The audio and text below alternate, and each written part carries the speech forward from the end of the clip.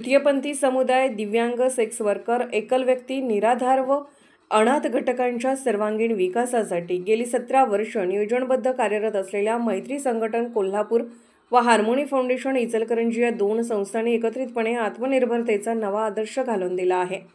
या संस्थांच्या एकरूपतेतून जगदंबा फूड्स कोल्हापूर या उद्योगाची स्थापना करण्यात आली असून त्यातून चटणी, मसाले व स्नॅक्स उत्पादनाला सुरुवात झाली आहे।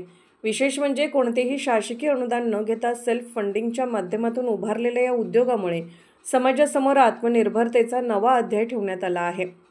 या उपक्रमात मयुरीताई आळवेकर, अंकिता आळवेकर, सुहासिनी आळवेकर, कोमल बडसकर, शिवानी गजबर, मथुरा कांबळे, अफजल बारसकर व मनाली आळवेकर यांचा सक्रिय सहभाग असून त्यांच्या कष्टातून उद्योगाला आकार मिळाला आहे।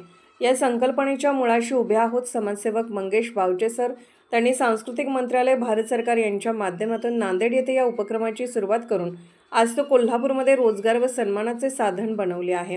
तृतीयपंथी समुदायातील लोकांना रोजगार, व्यवसाय, आरोग्य, हक्क आणि न्याय मिळवून देण्यासाठी बावचे सर सातत्याने कार्यरत आहेत। जगदंबा फूड्समुळे केवळ रोजगार निर्मितीच नव्हे तर समाजातील उपेक्षित घटकांना आत्मसन्मानाने जगण्याची नवी दिशा मिळाली आहे।